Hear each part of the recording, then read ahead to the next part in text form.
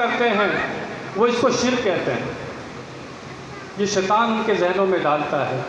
ذرا سی گستاخی، بے ادبی اللہ کی شان میں، رسول کی شان میں، جو اللہ رسول کا پیارا ہے، ذرا سی بے ادبی گستاخی کر دی، ایمان سے باہر ہو گیا آپ. اب جتنی مرضی نمازیں پڑھتے رہیں، ادب نہیں ہے، تعظیم نہیں ہے تو ایمان نہیں ہے.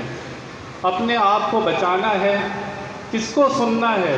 جو ادب والا ہے، جو محبت والا ہے، جو اللہ رسول کی تعظیم و ادب کرنے والا ہے.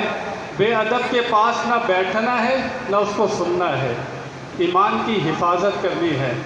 اس کے کتنے ڈاکو ہیں دنیا میں؟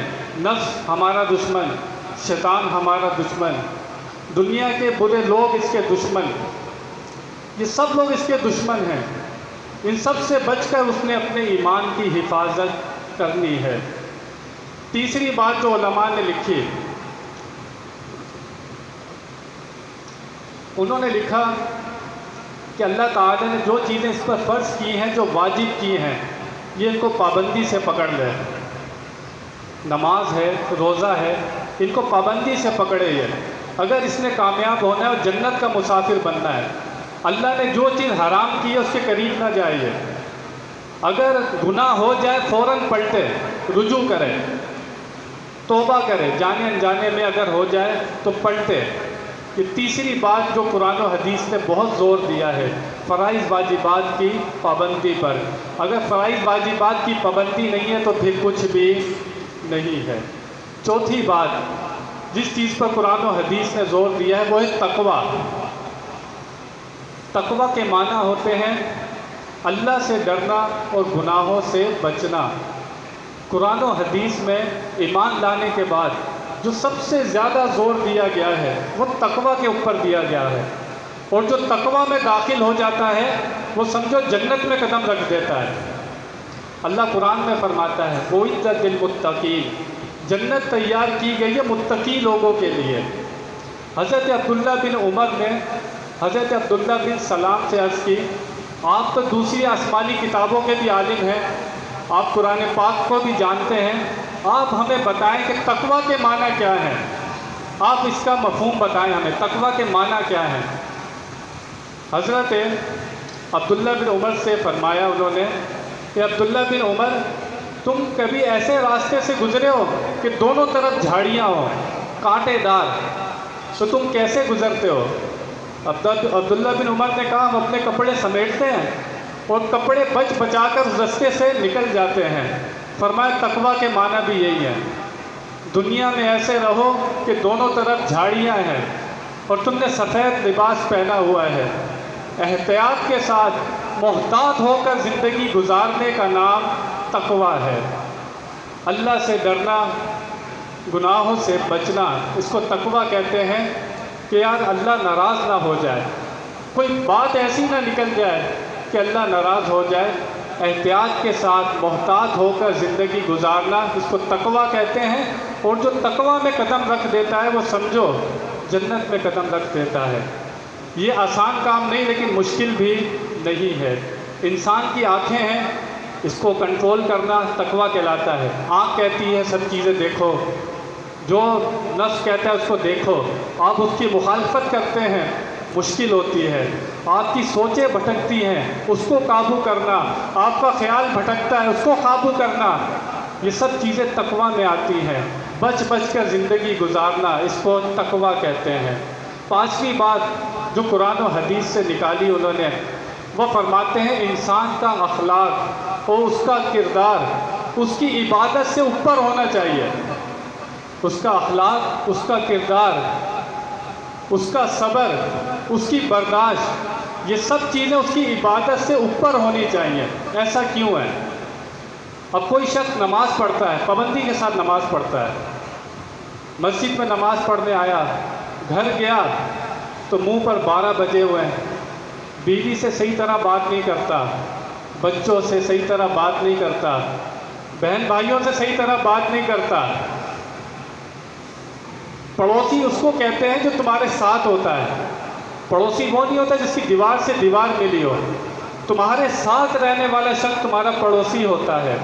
وہ تمہارا دوست ہو سکتا ہے، جہاں تم کام کرتے ہو وہاں کے لوگ ہو سکتے ہیں، تمہارے بہن بھائی ہو سکتے ہیں، تمہارے بیوی بچے ہو سکتے ہیں، یہ سب تمہارے پڑوسی ہیں، یہ تمہارا سب اخلاق اور کردار دیکھتے ہیں۔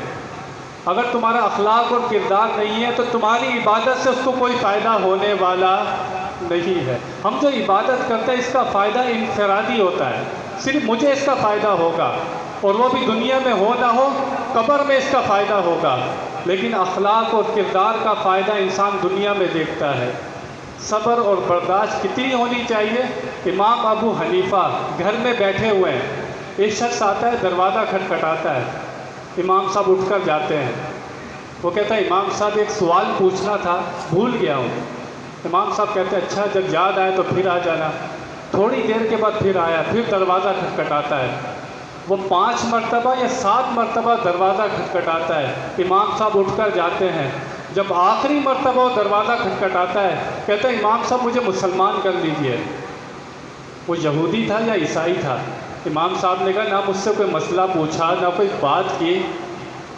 اس شخص نے کہا، کہنے لگا میں آسمانی کتابوں کا عالم ہوں، میں نے نشانی پڑھی تھی اس کے اندر کہ نبی پاک صلی اللہ علیہ وسلم کے جو امت کے علماء ہوں گے، جو کچھ امتی ہوں گے، ان کا اخلاق اور کردار اس درجے پر ہوگا۔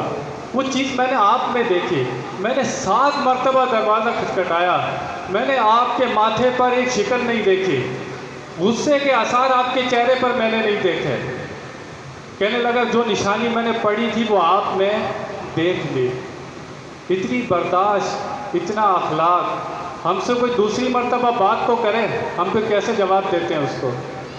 تو انسان کا اخلاق، کردار جب تک یہ کمال پر نہیں جاتا، وہ جنت کا مسافر بھی نہیں بن سکتا۔ اس کو لے جانا پڑے گا اس کے اوپر۔ نبی پاک صلی اللہ علیہ وسلم نے اعلان نبوت سے پہلے 40 سال تک اپنا کردار اور اخلاق کافروں کے سامنے پیش کیا۔ صادق اور امین کا لقب کیا مسلمانوں نے دیا تھا؟ کافروں نے دیا تھا۔ وہ کافر کہتے تھے آپ سے بڑا صادق کوئی نہیں ہے، آپ سے بڑا امین کوئی نہیں ہے۔ 40 سال نبی پاک کے انہوں نے دیکھے تھے۔ جب نبی پاک نے اعلان نبوت کیا وہ دشمن ہو گئے۔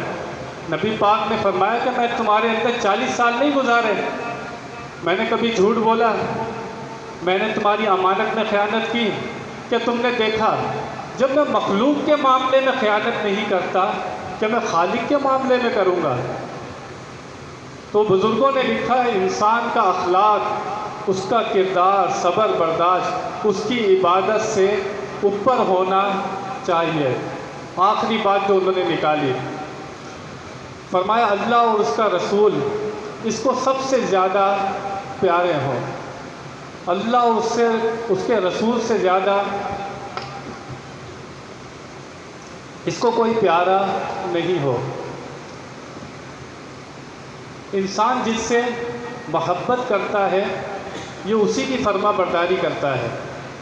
آپ نے دیکھا ہوگا، آپ دنیا میں کسی سے محبت لگا لیں، سوچ بھی اسی کی ہوگی، خیال بھی اسی کا ہوگا، فرما برداری بھی اسی کی ہوگی۔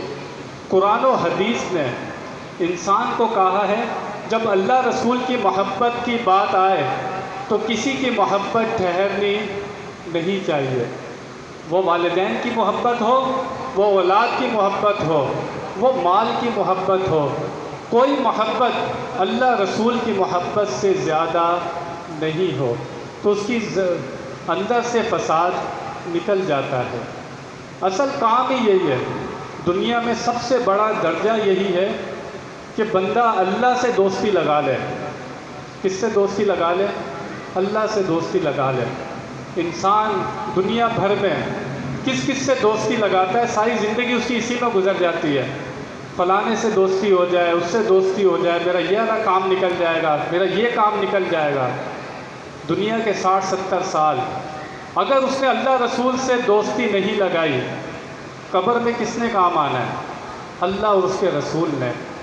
اگر ان سے محبت نہیں